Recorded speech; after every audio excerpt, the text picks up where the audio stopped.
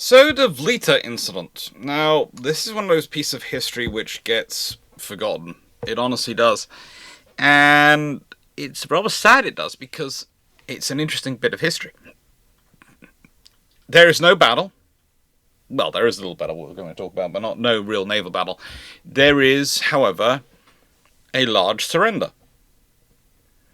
And it all comes down to leadership. The Vlieter incident takes place on the 30th of August, 1799. 1799. And it is between Britain and the Batavian Republic, aka the Dutch. Yes, the Dutch. And it takes place, well, how do I put this politely, during the War of the Second Coalition. Now, why is it during the War of the Second Coalition? Well, you see, during the War of the First Coalition, the French Republic, its armies, had managed to invade the Netherlands and had drove out William V, the Prince of Orange, the Stadtholder, to England. And the Batavian Republic was proclaimed. And so the Dutch had changed sides. That's a bit annoying, that's a bit problematic. And for the British this presents a problem, because no one's ever quite sure, technically even with Britain, the Stadtholder's not really king of the Netherlands. He's not. He's first citizen more than king, by tradition. And to be fair, the British play pretend. Sometimes they treat him as the first citizen. Sometimes they treat him as the king, depending on what suits their needs at the time. But honestly, this does lead to them thinking during the War of the Second Coalition, perhaps we can achieve something excellent. Perhaps we can achieve something exceptional. Perhaps we can get the Dutch to flip back to our side if just we get the Stadtholder back to the Netherlands with enough troops to support him. The Dutch people will come out in favour of him. Surely. Surely they will. Reality is never so nice. The reality is never so nice. But, they're giving it a go. And honestly, as I've talked about before when I was talking about the Battle of Naval, the War of the Second Coalition and the War of the First Coalition, calling them this is more a diplomatic nicety than actually reality. They are a continuation of the same war, they are the war going on. And the fact is, the Battle of Naval's the biggest battle that takes place, and it doesn't technically happen in the war. And one of the reasons why there is no repeat of Camperdown, which had taken place in 1797 during the War of the First Coalition against the Batavian Republic,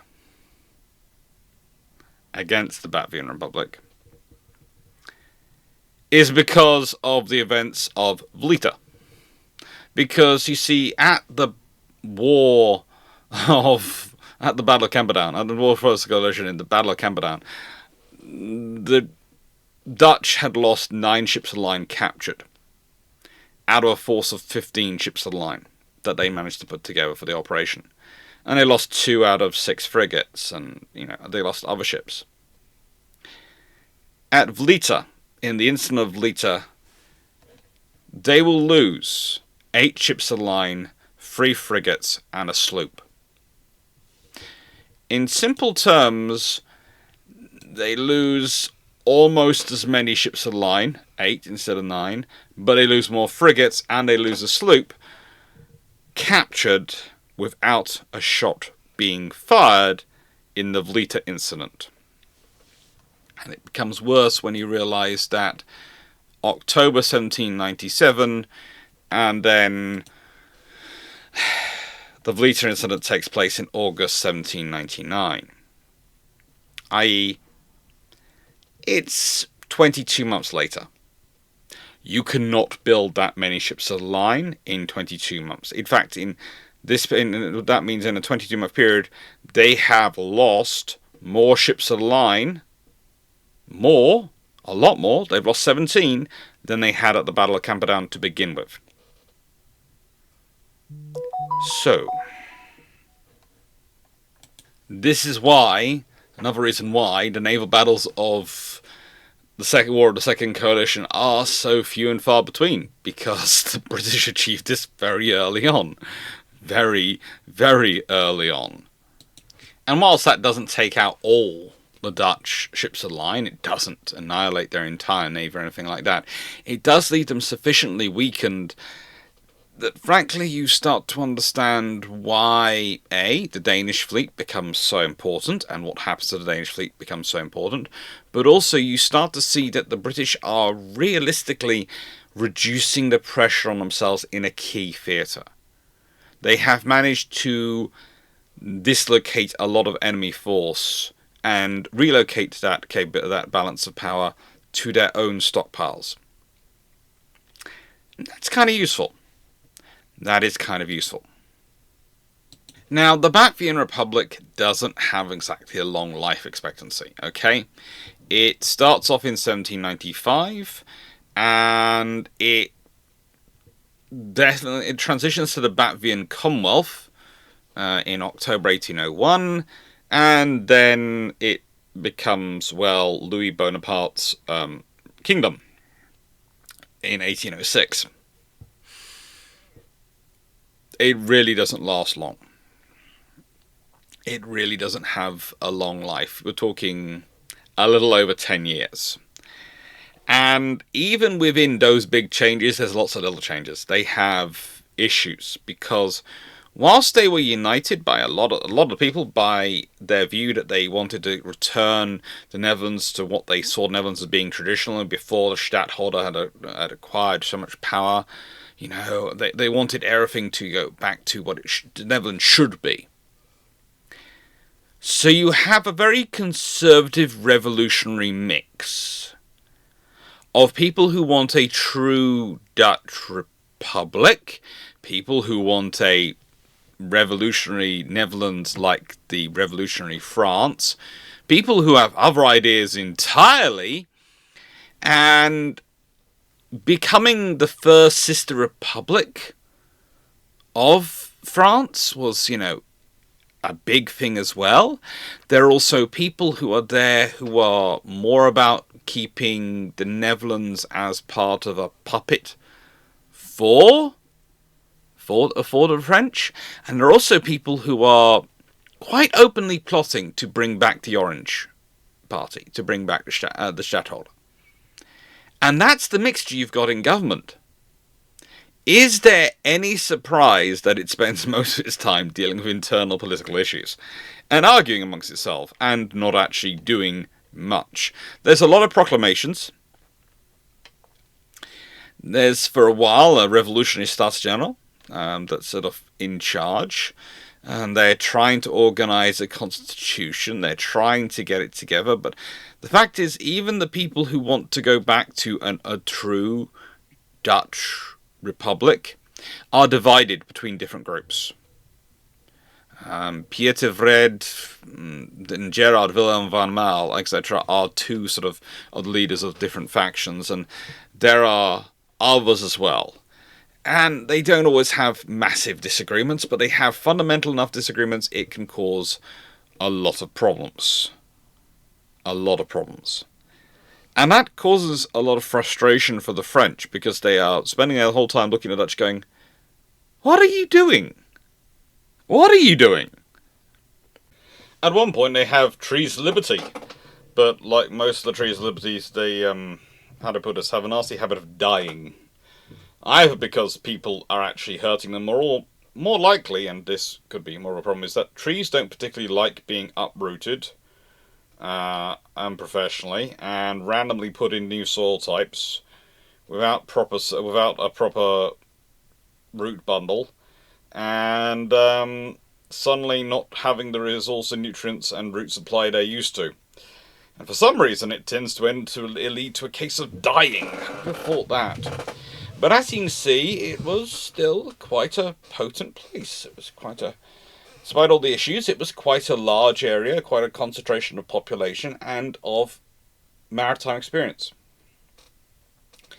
This meant that as confused and annoying as the Bavarian Republic was to pretty much everyone, ally and foe alike, it was something which was worthwhile going after, because, as we've been over, especially during the War of Second Coalition, after the Battle of the Nile, and even before then, the French and their allies are hurting for naval capabilities. The reason the Spanish become so important is because they have naval capabilities. And if you're going to try and outmaneuver the British, especially when the British main policy is, we control the sea, you don't. So therefore we can turn up where we like, when we like, how we like, and you're going to have to deal with it. Suddenly it becomes important. It becomes incredibly important to pursue these capabilities. Toulon, lots of other events have caused the skill set to increase in importance. As much as the French generals mostly would like to ignore the sea, they really can't. Logistics require it, and more importantly, their operational needs require it. If they're going to have a presence, if they're going to have the ability to be the great France they're supposed to be, they've got to be able to reach out around the world. And they've got to be able to project power against Britain. And Britain as an island is just going, so we've taken that fleet off you. Taken that fleet off you. So for Britain, and Russia, who also get involved in this operation, being able to use William V of Orange, using the political divisiveness of the Dutch situation to try and get their fleet, is a wonderful opportunity. And the Dutch are helping them by keep deploying their fleets around in penny packets, because they're worried about this sort of thing.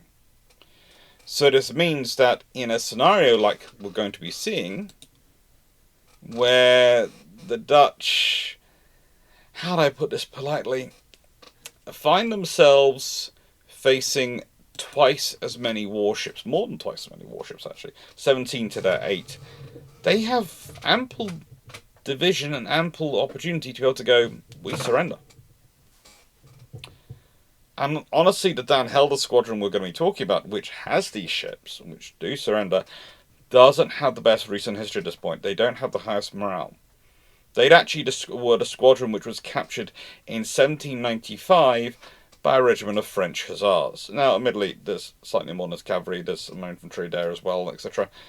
But yeah, these ships are literally unable to get away, and the cavalry capture and take them. And whilst it's quite normal in some parts of history for, let's say, for Russian cavalry to take Swedish ships and capture them, there's a lot more ice than normal in the Baltic, and normally it should have been a case of these cavalry come anywhere near these ships they maneuver and start unleashing a broadside on them and bye-bye cavalry. But that didn't happen. That didn't happen on this occasion. And so this is the scenario. They were lost. And the morale of the squadron is made worse. And that, by the way, January 1795, of course, was when the French arrived to impose the Latvian Republic, or create the Latvian Republic, and get rid of the stadtholder. But it gets worse. Now, why is the Latvian Republic quite so worried about this, and why are they so fearful of their ships surrendering? And this is the context and why it's worse. Well, even back in 1796, that's 3 years earlier, August 1796, then we are talking about, there is another capitulation, and this happens in Saldanha Bay, because you see, the Latvian Republic, when it gets formed, it goes, oh, Britain might do something to the Cape Colony. They might do something to the Cape Colony. We should send out something to reinforce it. Unfortunately, by the time they dispatch something to reinforce it, Britain has already invaded and taken over the Cape Colony. Why do I say this? What drives this? Well, Britain quite simply took the view Cape Colony lies on our route to India. Cape Colony could be used to disrupt that trade and cause a lot of trouble. Sir George Ethelstone, here is quite a large squadron. Here is a large number of troops. Go make it not a problem. He went and made it not a problem. That was his mission. And he had done that in June 1795. The Dutch don't arrive till August 1796. i.e., the British have been safely ensconced at this point for 14 months. The Cape Colony has been under new rule for roughly 14 months by this point. And, well, what are they sending? They send 3 ships of the line, 2 frigates, 3 sloops, and 6 merchant vessels. And they turn up and find a Royal Navy squadron of 8 ships of the line, a frigate, and 5 sloops. And what is worse, and I have to say this is probably what leads to surrender, is that they go and they wait in Saldanha Bay to take on fresh water before trying to sail to Ile-de-France or something else. And they get blockaded in. And again, Ethelstone's squadron is bigger and they are blockading you in. And very quickly, the admiral in charge, Engelbertus Lucas Sr., surrenders unconditionally. There is no chance. And therefore all of his ships, the 3 ships of the line, the 2 frigates, the 3 sloops, and the 6 merchant vessels, are all captured in their entirety. So the Royal Navy didn't just gain a colony, they gained the squadron which the Dutch had sent to protect the colony. And also you sit there and look at that colony, that squadron, and you go, that's rather pathetic. I mean, I'm not saying Dutch governments have a history of doing things late or in far too small a formation, but in this scenario, they are trying to defend what is a pretty important part of their empire and their overseas trade links. It was a key link for the Dutch East Indies Company. The Cape Colony was a key provisioning point. It was where they got water, where they could ride around the Cape, the Cape itself, where they could do so many things were from that space, and that was such a useful point. And yet, when the British turn up to take it, there's virtually nothing there to oppose them. Virtually nothing there to oppose them. And that's a problem. And so they have managed to turn a loss into an even greater loss. You're noticing a common theme here. The Dutch fleet is not having a good period. The Dutch are probably some of the best naval personnel in the world at this period. They are some of the best trained officers and some of the best trained crews, and some of the most experienced crews. And yet they have suffered a defeat to cavalry. They have suffered a defeat to basically being sent out in penny packets. They suffered a defeat at Camperdown, which I'll be talking about at various points in the year. I think by the time this video comes out, I think I'll have done the video on Duncan. And pretty much the Royal Navy has been managing to quite literally rule the waves, mostly because of the infrastructure behind and the strategic orders coming from their leadership, which also adds into the feelings in the Dutch Navy of not being supported, of not being appreciated, and of why are they fighting? Why are they fighting? And you can argue that this is all still down to the policies that were previously done by the stadtholder, but the trouble is, as most governments find, blaming previous governments basically runs out as an excuse after about 6 months. They will try it. They will try it for years, but it stops working and stops being a get-out-of-jail-free card after about 6 months. You're expected to have taken note of the situation and sorted it out, or started sorting it out before then. So let's look at the actual Vlieter instance itself, and let's look at the officers involved. We have Vice Admiral Andrew Mitchell of the Royal Navy, that's a gentleman, and Schult bin Nacht, Samuel Story, of the rear, basically rear admiral of the Dutch Navy. And this is again one of those scenarios where you sort of look at it and go, okay, why? Why do we have such a junior officer in charge of what is such an important squadron for the strength of the Dutch Navy? And the answer is because they don't have that many senior officers around. It's the same issue as it was found with France, and France has had the issue of they lost their navy because they got rid of a lot of the experienced, not just the experienced officers. What people don't seem to remember is that, as well as losing some of the experienced officers on a huge note when they got rid of the Huguenots, they also lost a huge number of their petty officers, of their non-commissioned officers. We don't really talk about them as much in the Age of Sail, but they matter. They matter. Those ranks have been around for a long time. Were there for a reason. They weren't there because people suddenly wanted to give sailors something to make them feel good. This wasn't a period where you got given a title bump instead of a pay rise. This was a period where those titles meant something. If you had that title, you were in charge of something, and you were expected to be a delegate authority. You were expected to be in charge and able to run your section.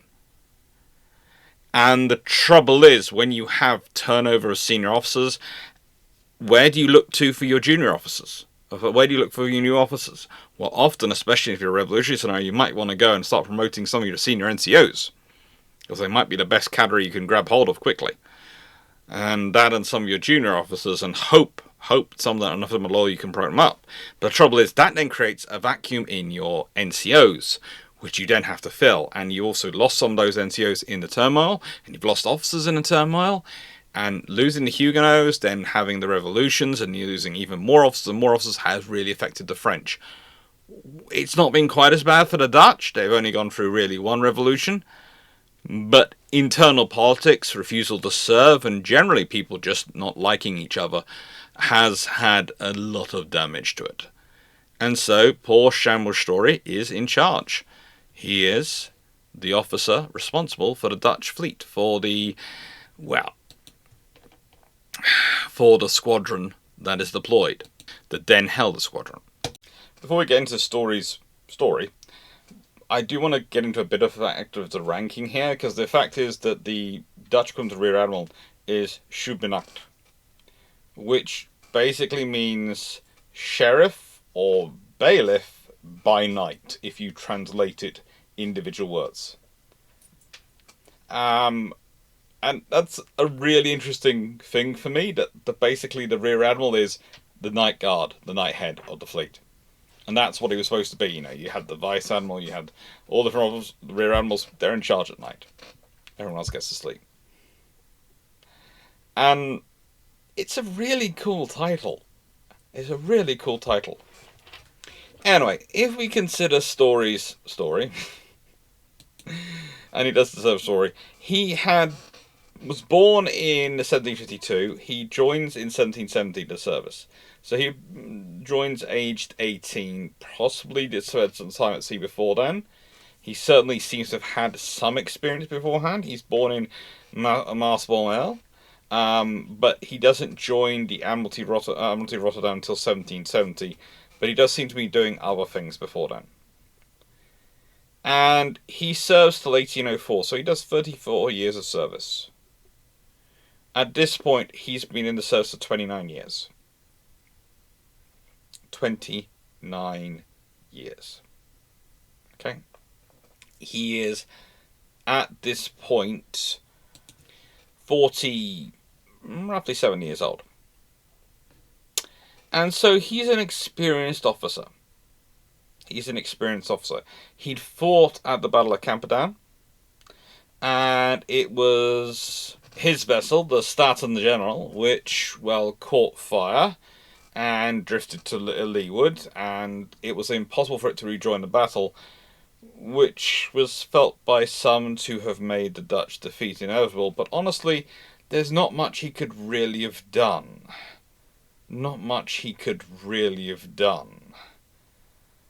He had also taken part in various other operations, including, and this was a fun one, It was planned for him to command a squadron to go assist in the Irish Rebellion of 1798, along with the French. That was the plan.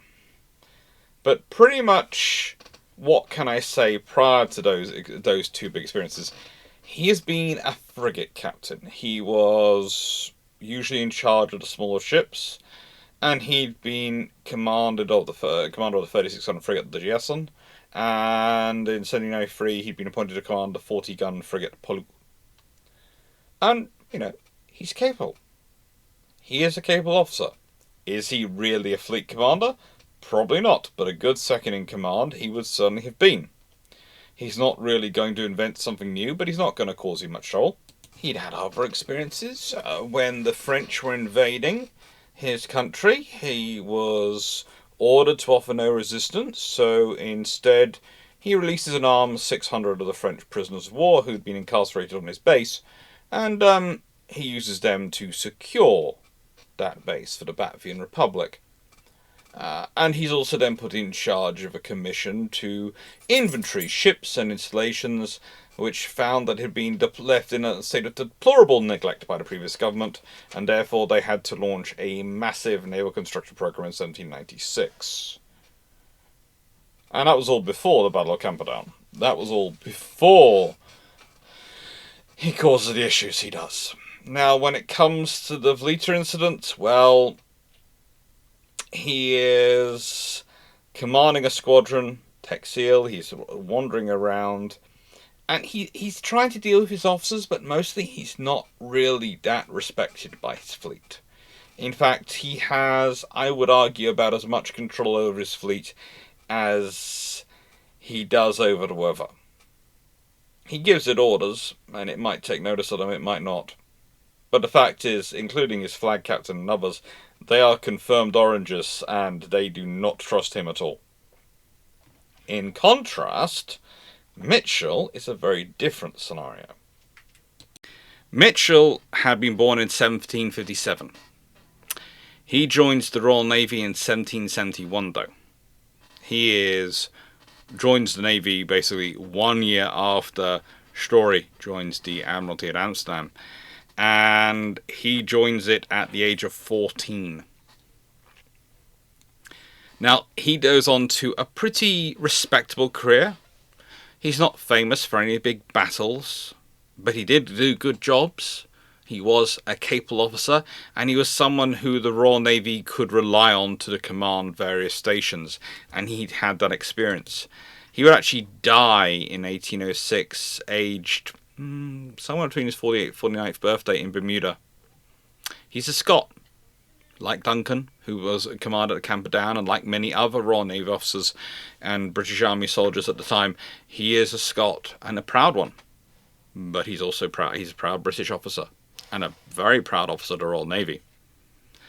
He'd started off as a midshipman on HMS Deal Castle. He was promoted to lieutenant in 1776.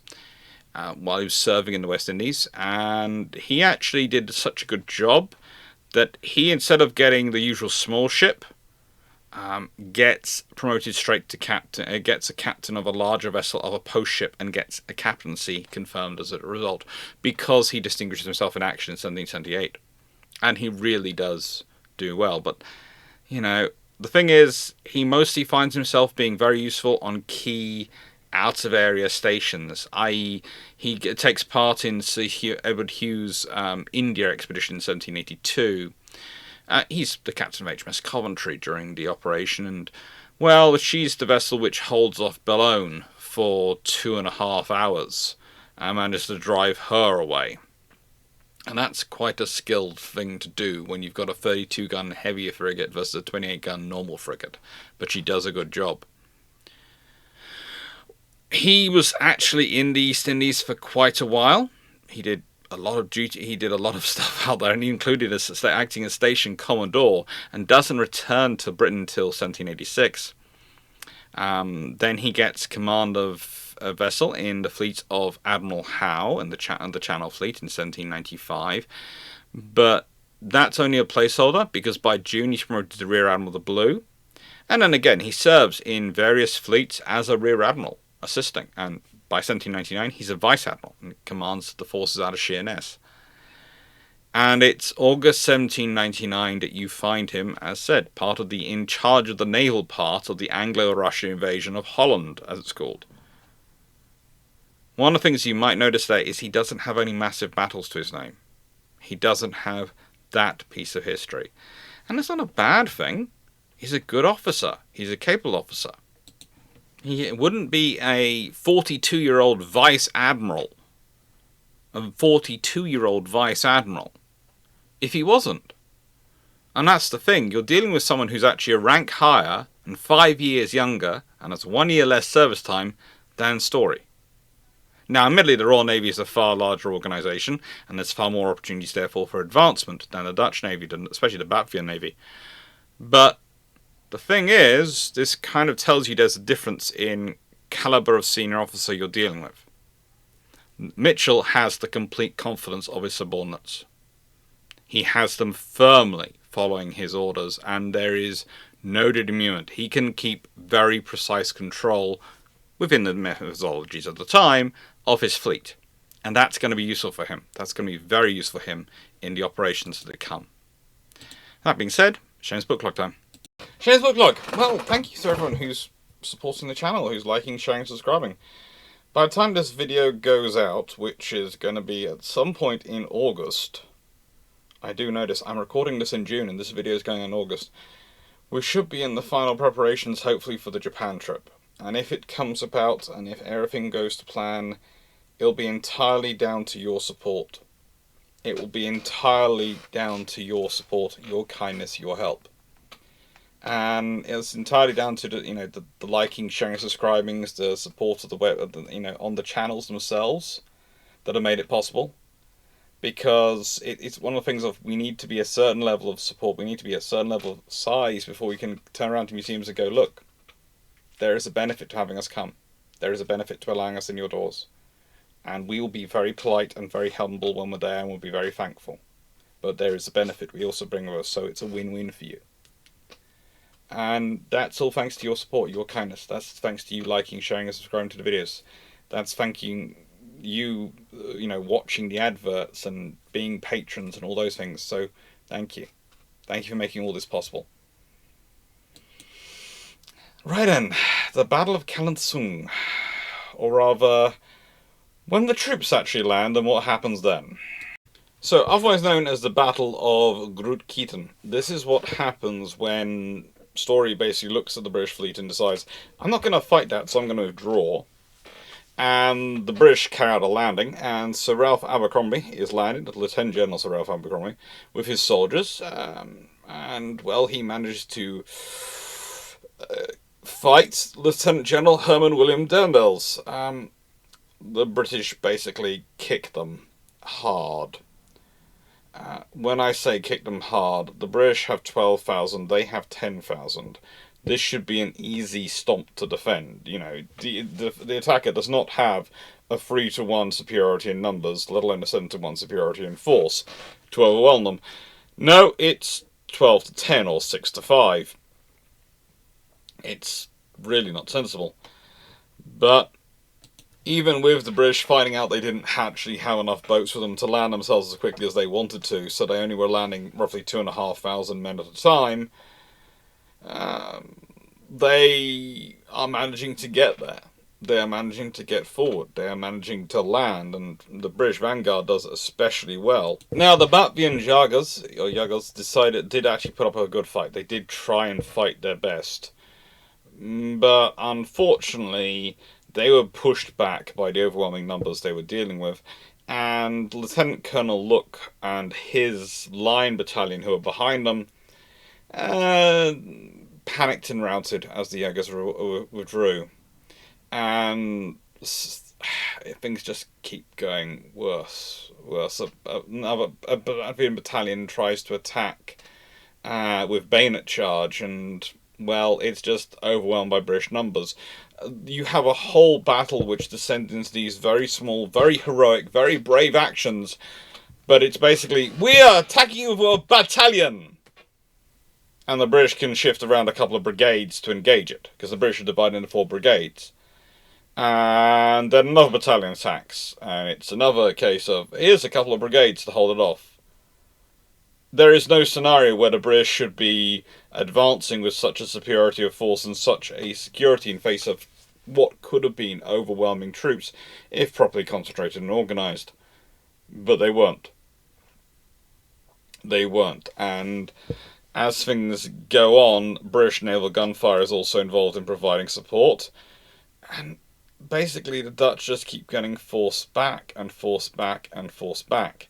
And this gets worse when, well, Daendels decides that the Helder fortress would be untenable, and so evacuates it. Evacuates it and its garrisons. Which means that the Anglo-Russian troops get to take a very nice, very well-prepared fortress, completely intact without any need for siege. And they immediately, promptly, fly the flag of the stadtholder. They don't fly the British flag, they don't fly the Russian flag, they put up the flag of the stadtholder. And that starts to undermine everything. And this means now that when the fleet returns, they have a base which is not under foreign occupation next to them, a fortress, it is under occupation by other Dutch officially by its flag. The troops in it, doesn't matter. What matters is the flag that's flying and the officers whose name is on the tin. Not the officer who's really in charge. What matters is the flag. This is about imagery and leadership. And so we've had a scenario where the fleet was forced back, and so the troops landed, and now the fleet has been sent back to try and rectify the situation. They're forced back because of the overwhelming force the British have brought. They've now been sent back to face it again. They have now been sent back to face it again. So let's consider the fleet that's been sent. Now, these ships were a fair representation of what the Dutch fleet had dropped down to, of what it was at this point. If you look for it, you go, well, hang on, there's only one 74-gun third-rate ship of the line. And, well, that's Washington. There are 5 more 74s and 9 64s, as well as some brigs and frigates elsewhere, but honestly, this fleet is what passes for the heavy fleet in some regards of the Latvian Navy. We have Washington, a 74-gun, and that's commanded by Captain Theodorus van Capellen. Cerberus, a 68-gun ship of the line, commanded by Captain de Jong van Rosberg. Admiral de Ruyter, 68-gun ship of the line, captured by Captain Hughes. Gerland, a 68-gun ship of the line, captained by Captain Lieutenant Waldeck.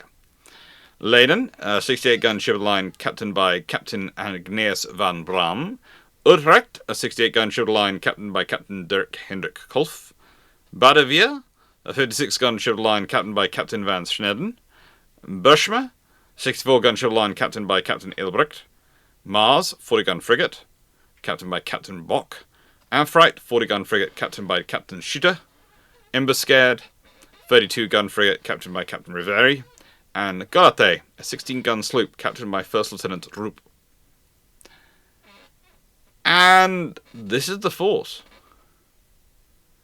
This is the force of the available, and I do mention this, of the available 22 ships of the line that the Dutch had on call, the Dutch were able to call upon, the Bavarian Republic was able to call upon, 8 are concentrated in this fleet. 8. It's a bad situation. It is a bad situation to find this fleet in a scenario where it is faced with not just the roughly 17 ships of the line, which Mitchell has directly with him, but also they know he has more because his entire fleet had been 26 ships of the line. It had 100 transports and 16 brigs and 13 frigates and some other smaller vessels as well. And a lot of those ships, a lot of the brigs, the smaller vessels, and even some of the ships of the line, as well as the frigates, are standing with the transports to protect and support them. In fact, the gunboats being with them have been incredibly useful in the amphibious operations of the invasion. So yeah, this is not a good scenario for the Dutch. To be turning up with going, oh yeah, we have 8 ships of the line. And the British ships of the line, of course, are the usual 74 swarm. There are some bigger ships there, but it's the usual 74 swarm. This is not a fair fight. This was never going to be a fair fight, and this is not a scenario they really want to take part in, because they're also fighting ships which, many of which are flying or pretending to fly the flag of the stadtholder. Especially when they're supporting they are administratively Dutch ships for the operation. It's just a recipe to divide the Dutch fleet. It really is. And enter in Theodorix Frederick van Capellen, captain of the Washington, Story's flag captain, captain of the largest ship that they have in the force. And this man is complicated.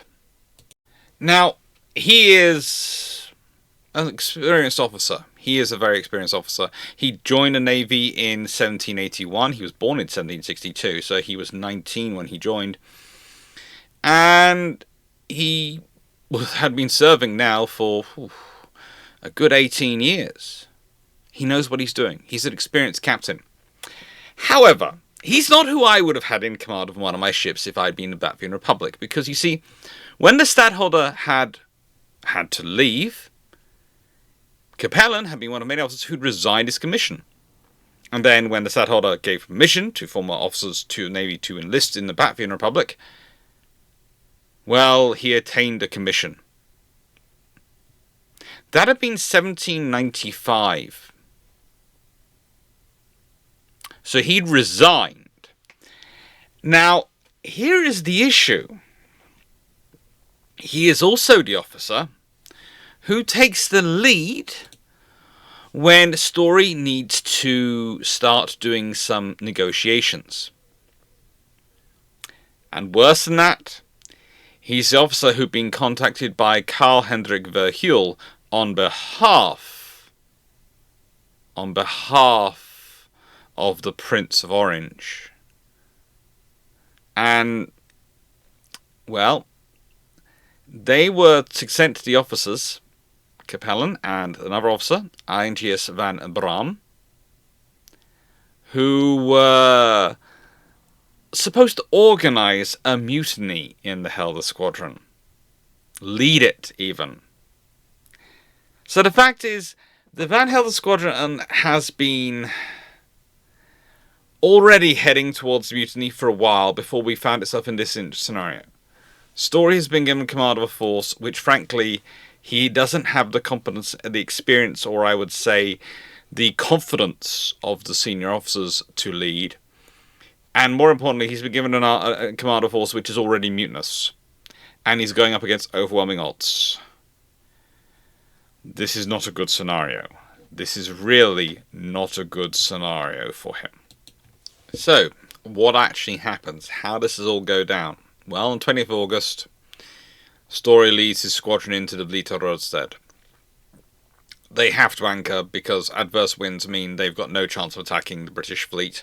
And frankly, they really shouldn't have been attacking the British fleet even if they did have the winds, because there are, well, 8 rather small in terms of they are smaller third rates, let alone in number, the ships of the line versus what would have been at least a fighting fleet of 17. With more able to be subbed in. Mitchell has 26 ships of the line to call on, plus a lot more frigates. If he wants to, literally, he has more reserves, more ships in reserve, than they have fleet. This is not an action where you should be going in going, oh yeah, we're going to engage. But they're trying to defend Amsterdam. They're trying to defend the important cities and the important roadsteads. And realistically, I will say this, the invasion throws away all the advantages they get because of trying to work things out with the army and the fact that they're expecting there to be an Orangist mass rebellion and there isn't, and all sorts of things. But, At this point, everything is going up British. Everything is going quite well. And the trouble is, when the morning comes around, they can see the Prince of Orange's flag flying from forts and church steeples in Dan Helder. The ship's crews start to mutiny. They start to mutiny, and especially Van Braam's ship, the Leyden. It gets really bad really quickly. Although Van Braam himself admits that he could have suppressed a revolt on his own ship, but he didn't want to. He didn't want to. He just sent a note to Story saying that his ship was in a precipitous situation. Story was also dealing with a mutiny aboard the Washington. And so Story sends Van Capellen and the captain of the Cerberus, De Jong, under a flag of truce to try and parley with Andrew Mitchell. They were instructed that, the Dutch fleet would give battle in accordance with the orders of the Navy of the Bavarian Republic and its agent, Jacob Spoors. But, to try and plead for time, his Story was requesting further orders and wanted to await those before fighting. He therefore requested a temporary truce to avoid unnecessary bloodshed. He felt this was a ruse to buy him some time. Unfortunately, consider again who he sent. Van Capellen and De Jong. Two senior officers who are both kind of keen on Orangist sympathies. And so when they reach Mitchell, he has an advantage because he gets told exactly what Story's planning. And that means that instead, what does he offer? He offers an ultimatum. You have 1 hour to surrender, or I will engage with my full fleet. Story calls for a council of war. What else other option does he have? He doesn't have the confidence of the fleet, he doesn't have the confidence of the officers, and so he has to cover his butt somehow. Because he knows what's going to happen. And, well, there is a Lieutenant Colonel Frederick Maitland aboard to observe it. He was present on board Washington as the British parliamentarian in discussion, and he would eventually write to General Dundas about it. And basically, Van Capellen, De Jong, and Verbran, amongst other officers, used their influence to get the Council of War to direct the ultimatum, to accept it. And they do. They do. But even before the council started, the Washington was in full mutiny. The sailors were refusing to crew the guns. They are throwing munitions into the sea, and this is the flagship. Van Braam and Story tried to reason mutineers, but they have no effect. No ability, no personal cachet with them to call upon them. And when discussing their ships in the Council of War, all except Captain Van Sieden of the Batavia had similar stories. And the Batavia is not really in a position to put up a fight herself on her own. She's got 56 guns, but she's the smallest ship of the line they have there. She is the smallest. She's a good ship, but she's the smallest. They considered scuttling, but decided the crews wouldn't allow it, and they decided in the end it was better to surrender without resistance because then the ships might end up under the control of the stadtholder, instead of becoming war prizes for the British. Eventually they are bought by the British off the stadtholder, but we'll leave that to one side. The technical formality is important. And so they decide to lower the flag of the Batavian Republic and declare themselves prisoners of war. Officially, they refused to hoist the orange flag. But, and I will point this out, Mitchell, the moment he accepts the surrender, orders it done. He has the flag of the Prince of Orange hoisted.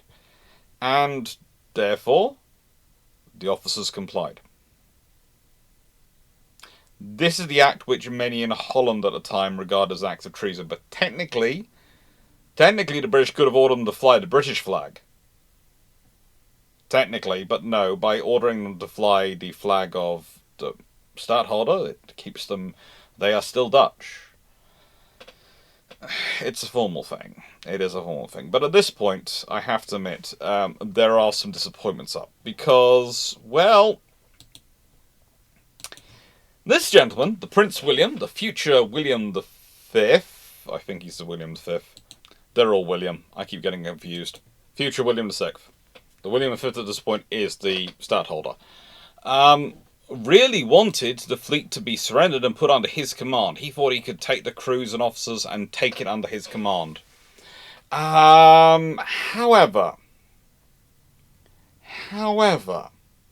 the British decide the crews are frankly too mutinous, and the British have to end up restoring order.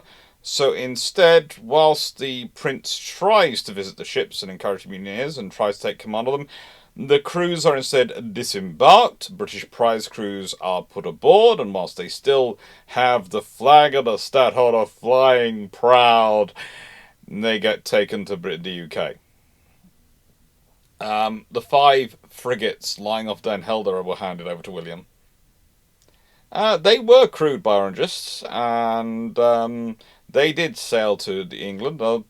4 of them actually made it. So the stadtholder did get some ships out of it, but it was 4 old frigates, 1 lost on the way, not the ships of the line. No, they're not. They're not handed over to him. The British are not that nice or that trusting. So let's look at this in summary. Why did I pick this topic for the year of leadership? Because it is literally pure leadership. There is no battle, there is no tactical acuity, there is nothing in it entirely. It's entirely down to leadership and judgment. On a strategic level, with the governments, those ships should never have been sent there. The moment you've lost control of the fortress, you've lost control of the area, you don't send a fleet to reinforce it. You're just reinforcing failure. You use them elsewhere. You do not do that. But it's something they keep doing. The Bathian Republic just keeps reinforcing failure. They do not understand the concept of, right then, we've lost, we'd better use our resources elsewhere. Perhaps we can do something with them elsewhere. There's also a failure of leadership in terms of the stadtholder and the Dutch system, because their view often is when they're in charge that they must be in charge because everyone agrees with them now, and so they're popular. But often the way the Dutch system works is actually, okay, you're in charge, but that doesn't mean everyone likes you or agrees with you. In fact, the debates go on endlessly, and the politics is never stopping. I would say the big thing is actually having officers in there who are not loyal to you, who are openly not loyal to you. They resigned, literally, because they don't want to be part of your fleet. And you've let them back in? And they've joined after the stadtholder's given them permission to serve. It tells you exactly who they're loyal to. They're never going to be loyal to you. They're never going to give you any support. They're never going to want to risk things for you. So you don't do it.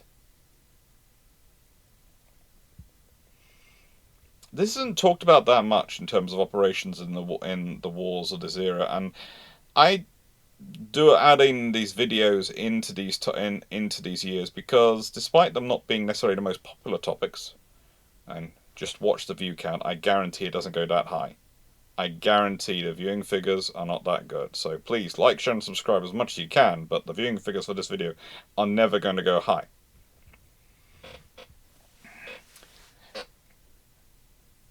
Because it's just not going to be talked about. For the British, there's no glorious battle. It's intelligence win. It's purely sow seeds of disunity within the enemy fleet, turn up with overwhelming force, dictate surrender, take enemy fleet home. And honestly, the Anglo-Russian invasion is not really forgotten about, because let's be honest, the armies especially managed to muck it up ashore, so the British tend to forget about it, because whilst the British do study their defeats, it seems to be so many of the defeats get brushed on the table still. There are the defeats where we lost in glorious battle, and there are defeats where we lost because we were strategically moribund and incompetent, and those don't get taught. And the Anglo-Russian invasion, if you go and look up the Anglo-Russian invasion of the Netherlands from 1799, is just, it's pure theatre. I mean, literally, we've talked about the navies involved, and there is some slapstick comedy going on there. But yeah, the land warfare is in many ways just as bad, if not worse, on both sides though. And this side, at least the Royal Navy can claim to be perfectly competent. They do their job, they do it professionally, they turn up, they dictate things, they get what they want. They never have to really fire a shot in anger against other ships. They bombard forts and land positions, but they're no real threat to them. The overwhelming firepower the Royal Navy brings is what grants it victory. So, with that being said, and this being Year of Leadership video, so there's a Year of Leadership question that should come up after it. I want you to think about the furthest recesses of your brain. And are there any random battles at the back there that you never hear talked about? And I want you to put them in the video comments below. And I'm going to look through them, because there's the Christmas video is going to be coming up soon. After when this one goes out, I'm starting putting together the final planning for Christmas videos. As you know, every year for Christmas, over the Christmas period, basically from roughly the second week of November to the second week of January, I make sure a video goes up every day. Every Monday, Tuesday, Wednesday, Thursday, Friday, Saturday, Sunday. That's what I always try and do. I try and make sure there's at least one video every day. If I can, I make sure there's a short every day as well.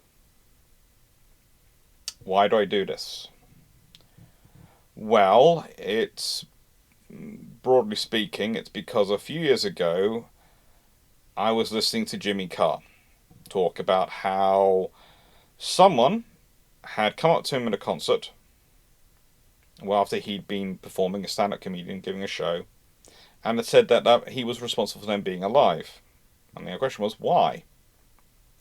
Well, they made a decision to end their life, and so they decided to wait till everyone was to bed, so they watched his videos. And they just kept watching them. And by the time they realised it was the following morning, and everyone was waking up, it was too late, and so they could get help. And I heard that story for the first time about the same time as I lost some friends to suicide. And so a group of friends of mine who all do various videos and various different things on YouTube, etc., decided that, well, it seems to me we lose a lot of friends at this time of year. So what we'll make sure is there's a lot of videos out, a lot of new videos out. And I'd love to stack a pile and put out multiple new videos every day, but it's 18 months now from 12 months actually, from when I had pneumonia. It'll be 18 months by that point. It's 12 months, the double pneumonia, and I am now back to being able to go for a 90-minute walk every day. And I collapsed for about 45 minutes to an hour afterwards. I'm still not back at the man I was before double pneumonia. I'm not. So I will do my best, and I will do a video every day, and I will start off the November video and November sort of series with the second week in November will hopefully be, and that's what I'm planning to do, will be 96 hours of lives over that week. And there will be 12-hour videos Monday, Tuesday, Wednesday, Thursday, and Friday from probably either 1200 hours to midnight or maybe 1300 hours to 1 a.m. depending on what I'm feeling like. I will work out the timing close to that. And there will be a 36-hour video again on the Saturday, starting as at the before at 1200 hours on the Saturday, midday. and going through to midnight, 2400 hours, on the Sunday. So that's how I will start it off with. In other words, there'll be a lot of videos done. And I will try and record as many of the videos as I can well in advance, so that I'm not racing every day going, can I get it done? So you'll start to see those premieres will be uploaded. Hopefully a goodly number of them will be uploaded before we even go to Japan, because that sort of things. But thank you for your support. Thank you for making it all possible. And as said, why am I asking this? Why am I giving all that as previously? Well, if you make suggestions of battles in comments below, battles which are rarely talked about, I will look into them and see if there's enough information that I can put together a video about them. It might only be an hour-long video like this one is roughly. It might not be a massively long, normally 90 minutes or 2.5-hour video, but I will try and see if I can put together an hour video about it. And if I can, I'll put them in. So please make suggestions. With that being said, what do we have coming up? Well, when this video comes out in August, I love saying that, in August, we have got a few good videos coming up on the Tuesdays. We've got the École Naval, and we've got Hugo von Pohl, architect and proponent of World War I unrestricted submarine warfare. I'm looking forward to those. Thank you very much for watching. I hope you've enjoyed, and please like, share and subscribe if you like the videos. It really does help the channel grow. Take care.